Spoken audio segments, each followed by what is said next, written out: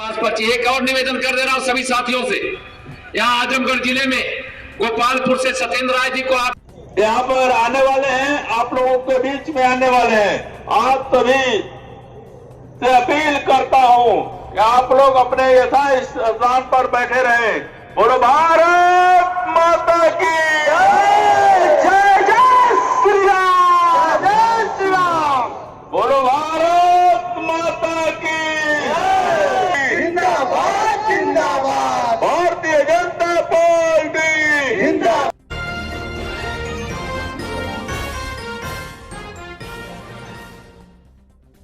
Youth corner में आपका स्वागत है। आजमगढ़ समाजवादी पार्टी 10 मार्च के बाद हो जाएगी समाजवादी पार्टी। केशव प्रसाद मौर्य यूपी में हो रहे चुनाव के अंतिम दौर में चुनाव प्रचार के लिए गोपालपुर विधानसभा क्षेत्र में उत्तर प्रदेश सरकार के उप मुख्यमंत्री केशव प्रसाद मौर्य ने जमकर समाजवादियों की आलोचना की। उन्होंने जहां भाजपा को 300 से अधिक सीट मिलने का दावा किया तो वहीं समाजवादी पार्टी को 10 मार्च के बाद समाजवादी पार्टी बता दिया।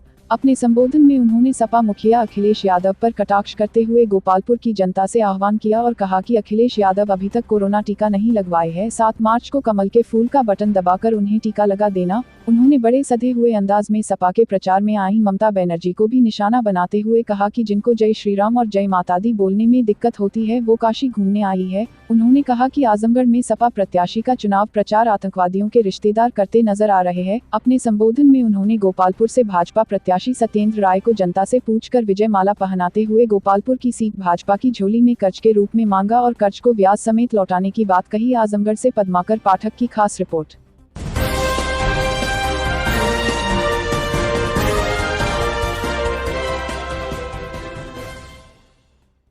भरोसा रखना, कमल खिलाने का काम करिए। 2022 के चुनाव में मुझे पूरा विश्वास है भारतीय जनता पार्टी की आंधी में ये साइकिल और हाथी सब उड़े चले जा रहे हैं और भारतीय जनता पार्टी के कमल फिर एक बार खिल रहा है। ये अहंकार के आकाश में जो घूम रहे हैं इनको जनता मिट्टी पर मिला धरती पर लाने का काम कर रही है। और मैं आप सब से यही अपील करने के लिए आया हूं, अगर आप सब लोग अपना आशीर्वाद दें तो मैं सत्येंद्र राय जी को आप सबकी ओर से विजय की माला पहना दो। दोनों हाथ उठा के बताओ कि भाई एक माला मुझे लाओ जरा। हमारे सत्येंद्र राय जी, और ये समझ लेना कि यहाँ सत्येंद्र राय जी नहीं, यहाँ केशव प्रसाद मौर्य भी आपका प्रत्याशी है, ध्यान रखना। और पूरी ताकत है इधर। सबसे निवेदन है, हमारा है 40 में बंटवारा है और बंटवारे में भी हमारा। क्यों है? क्योंकि हमने सबका साथ सबका विकास किया है। हमने कोई भेदभाव किया है क्या? जितनी भी योजनाएं आई है गरीब गरीब एक समान, हिंदू हो चाहे मुसलमान, या मान करके किसान एक समान, हिंदू हो या मुसलमान। बताइए देश के प्रधानमंत्री जी अगर दिल्ली से 2-2 हजार की 3 किस्त में 6,000 रुपया किसानों के खाते में डालते हैं तो उसमें कोई हिंदू किसानों को क्यों देते, मुसलमानों को नहीं देते? क्या सबके खाते में जाता है कि नहीं जाता है? हम कोई भेदभाव नहीं करते तो 40% में भी हमारा होगा कि नहीं होगा? जो कच्चे घर में रहता था अगर उसे पक्का घर मिला है, वो घर से निकलेगा। 2 साल से फ्री में राशन मिला है, घर से भले वो साइकिल की बटन दबाने के लिए निकलेगा, लेकिन मेरा पूरा विश्वास है जब मतदान केंद्र पर आएगा कमल का फूल दिखाई देगा तो नरेंद्र मोदी जी और आदरणीय योगी जी जरूर याद आएंगे। आएंगे कि नहीं आएंगे? साइकिल का बटन दबाते दबाते वो कमल का बटन दबाने का काम करेगा। ऐसा मैं विश्वास करके आज आप सब लोगों से यहाँ अपील करना चाहता हूं। 2022 की सरकार में आजमगढ़ की महत्वपूर्ण भूमिका होने वाली है। गोपालपुर की विधानसभा सीट मुझे चाहिए। मैं वोट नहीं, वोट के रूप में आपसे कर्ज मांगने के लिए आया हूं और आप वोट के रूप में मुझे कर्ज दे दीजिए। यहां से विधायक बना करके मेरे सत्येंद्र जी को भेज दीजिए। मैं आपको विश्वास दिलाना चाहता हूं जो वोट रूपी कर्ज देंगे उसे ब्याज के साथ चुकता करने का काम करूंगा, उसमें कोई कमी नहीं रह जाएगी। यह आपको भरोसा दिला रहा हूं। इसलिए मेरे भाई बहनों, और यह भी ध्यान रखना, पैसा लक्ष्मी जी सरकार में 24 घंटे से लेकर के 72 घंटे के अंदर जला हुआ ट्रांसफार्मर नहीं बदला किया गया तो उस अधिकारी और कर्मचारी को बदल दिया जाता है जो कर्मचारी अधिकारी मेरे जनता की सेवा में लापरवाही करता है।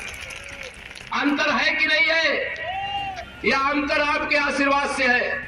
भले आजमगढ़ में कमल नहीं खिल पाया 2017 में, लेकिन उत्तर प्रदेश में 325 हमारे विधायक जीत करके आए और ऐसे विकास देने वाली, ऐसा सुशासन देने वाली, नागरिकों की सुरक्षा करने वाली सरकार बनी कि विरोधियों के हौसले पस्त हो गए। वो अंतिम दौर पे है।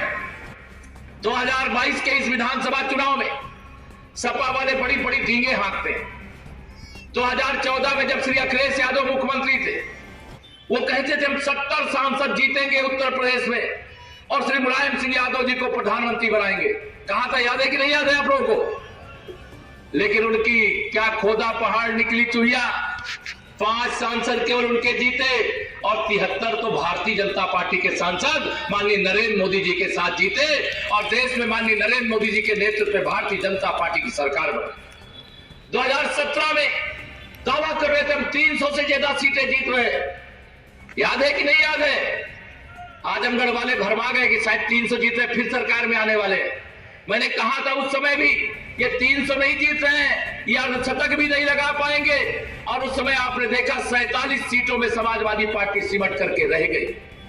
2019 में जब इनकी दाल गलती हुई नहीं दिखाई दी तो सांपनाथ, नागनाथ, न्योलानाथ सबने समझौता कर लिया। सपा, बसपा, कांग्रेस, लोकदल सब एक हो गए थे। अब बड़े मुश्किल से आजमगढ़ से सांसद तो बन गए, लेकिन कन्नौज जो उनकी अपनी जागीर मानते थे वहां भाजपा का कमल खिल गया। जहां इनका भाई लड़ता था बदायूं, वहां कमल खिल। लेकिन थोड़े थोड़े अंतर से हमारे आजमगढ़ वाले चूक गए थे। लेकिन एक बार चूक जाना तो समझ में आता है, बार बार चूकना समझ में नहीं आता है। इस बार तो नहीं चूकोगे? दोनों हाथ उठा कर, इस बार तो नहीं चूकोगे? इस बार पूरी ताकत लगा करके, कमल का फूल खिला करके हमारे प्रत्याशी श्री हमारे सत्येंद्र राय जी को भारी अंतर से विजयी बना करके विधानसभा में भेजने का काम करिएगा। 25 साल का बकाया अदा कर देंगे, आप भरोसा रखिएगा। 25 साल का। यहां के विधायक ने पिछली बार, मैंने बहुत काम किया, हमारी सरकार ने बहुत काम किया है, लेकिन यहां के विधायक ने कोई काम नहीं किया है। एक भी चिट्ठी हमको देने का काम नहीं किया। क्यों नहीं किया? क्योंकि उनको लगता है कि जाति में बांटो, बिरादरी में बांटो और तुष्टीकरण का रास्ता अपनाओ और विधायक बन जाओ। उसके बाद गरीबों को, किसानों को, मजदूरों को, नौजवानों को, सबको भूल जाओ। मैं आप सब लोगों से कहने के लिए आया हूं, ये 2022 का विधानसभा चुनाव साधारण चुनाव नहीं है। उत्तर प्रदेश में 10 मार्च को जब वोटों की गिनती होगी, हम फिर 300 से ज्यादा सीटें जीत करके उत्तर प्रदेश में सरकार बनाने जा रहे हैं।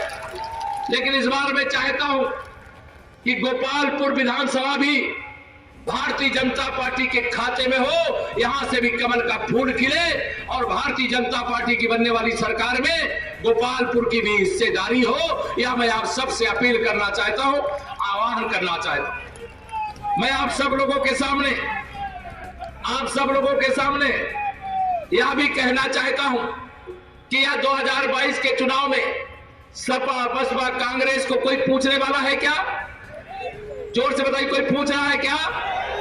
आज गरीबों का मसीहा देश के प्रधानमंत्री की कुर्सी पर बैठा हुआ है, जिसने गरीबी में जीवन जी करके अपना पूरा जीवन प्रधानमंत्री बनने के बाद गरीबों के लिए, किसानों के लिए, नौजवानों के लिए, गांवों के लिए समर्पित करने का काम किया है। जो चांदी का चम्मच लेकर के बैठे होते हैं, पैदा होते हैं, वो गरीबों का दर्द कभी नहीं समझ सकते। जिनके पैर न फटी बेवाई, वह क्या जाने पीर पराई, वह नहीं जान सकते। गरीबों का दर्द मेरे प्रधानमंत्री माननीय नरेंद्र मोदी जी ने समझा और उसका निवारण करने के लिए उत्तर प्रदेश के मुख्यमंत्री आदरणीय योगी आदित्यनाथ जी के नेतृत्व में हमारी सरकार का मार्गदर्शन किया। इसके कारण से उत्तर प्रदेश 15 साल बाद विकास की रोशनी देख पा रहा है। बताइए मेरे गोपालपुर के भाई बहनों, 2017 से पहले यहां पर कैसे गुंडाई होती थी? याद है कि भूल गए आप लोग? अब कोई गुंडागर्दी करने का साहस करता है क्या? 2017 से पहले कितने घंटे बिजली मिलती थी, याद है कि भूल गए? लेकिन भारतीय जनता पार्टी की सरकार में और सपा की सरकार में यही अंतर होता है, बसपा की सरकार में यही अंतर होता है। भाजपा की सरकार होती है तो बिजली जाती नहीं, सपा बसपा की सरकार होती है तो बिजली आती नहीं। यही अंतर रहता है कि नहीं रहता, बताइए। यहां मेरे अन्नदाता किसान में कमल खिल गया, इटावा में कमल खिल गया, और इस बार तो मैनपुरी और करहल में भी कमल खिल गया है। केवल 10 तारीख कोर्ट की गिनती बाकी है। ये 400 सीट का दावा कर रहे हैं। अब मैं दावे से कहता हूं ये इस बार भी अर्धशतक नहीं लगा पाएंगे, अर्धशतक नहीं लगा पाएंगे। 6 चरण के चुनाव हो गए, 6 चरणों में साइकिल पहले उड़ी तो सैफई में गिरी थी, अब उड़ करके बंगाल की खाड़ी की ओर जा रही है। कहीं साइकिल का था पता नहीं, भ्रम में मत रहना कोई। 2022 का विधानसभा चुनाव आने वाली 10 पीढ़ियों की सुरक्षा और विकास की गारंटी है। भारतीय जनता पार्टी अगर उत्तर प्रदेश में सुशासन का प्रतीक है तो समाजवादी पार्टी कुशासन की संस्थापक रही है। मैं सपा पर आरोप लगाया करता हूं कि समाजवादी पार्टी से अगर गुंडों, अपराधियों और माफियाओं को निकाल दो तो समाजवादी पार्टी बचेगी क्या? जोर से बताइए, बचेगी क्या? ये समाजवादी पार्टी अपराधियों को, दंगाइयों को, माफियाओं को पैदा करने की फैक्ट्री मात्र बन करके रह गई है।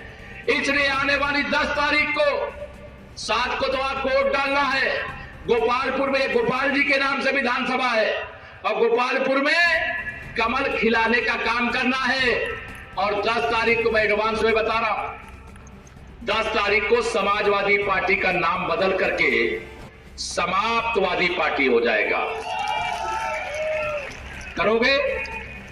मेरी माताओं बहनों, आपसे विशेष मेरी प्रार्थना है, मेरे प्रधानमंत्री जी को आपकी सबसे ज्यादा चिंता रहती है। अभी उत्तर प्रदेश में हमने 2017 से 2022 तक जो काम किया, उस काम को उन्होंने कहा ये तो टेलर है, असली पिक्चर उन्होंने कहा 10 मार्च 2022 से 2027 के बीच में दिखाना पड़ेगा। उन्होंने हमें ऑर्डर दिया है, पार्टी के नेताओं को कहा है, मुख्यमंत्री जी को, सबको कहा है कि 10 मार्च के बाद 18 मार्च को होली होने वाली है। गैस का सिलेंडर इस समय महंगा है। प्रधानमंत्री उज्ज्वला योजना में मैंने माताओं बहनों को फ्री में कनेक्शन दिया है और होली भी आ रही है। 10 मार्च को चुनाव का परिणाम भी आ रहा है और मेरी माताओं बहनों को गुजिया बनाना पड़ेगा, गुजिया खिलाना पड़ेगा। तो क्या करना है? हम लोग ध्यान से सुन रहे थे तो माननीय प्रधानमंत्री जी ने कहा 10 मार्च के बाद प्रधानमंत्री उज्ज्वला योजना के अंतर्गत जिन्हें गैस का कनेक्शन दिया गया है, उत्तर प्रदेश की सरकार उनको एक भरा हुआ गैस का सिलेंडर मुफ्त में भेजने का काम करेगी। और केवल होली में नहीं, दिवाली में भी देने का ऑर्डर हुआ है। एक होली में, एक दिवाली में। मेरे यहां अन्नदाता किसान बैठे, अभी हमारे यहां नलकूप लगा है, वह नलकूप में सिंचाई का महीने का बिल आता है। अब बिल आता है जिसकी जितने हार्स पावर की मोटर होती है उतना उसको बिल देना पड़ता है। लेकिन माननीय प्रधानमंत्री जी ने कहा इससे काम नहीं चलेगा। तो हम लोगों ने सोचा क्या कहने वाले हैं, कहे कि 10 मार्च के बाद मेरा किसान जो सिंचाई के लिए बिजली का कनेक्शन लिया है उसका बिल किसान नहीं भरेगा, उसका बिल सरकार भरने का काम करेगी। यह भी फैसला सुना दिया है। तीसरा, जो हमारी बेटियां हैं जिनकी शादी के लिए अभी तक हम लोग 51,000 रुपया खर्च करते थे, प्रधानमंत्री जी ने कहा इतनी महंगाई बढ़ गई है, मेरी बेटियों की शादी अब 51,000 में नहीं हो सकती।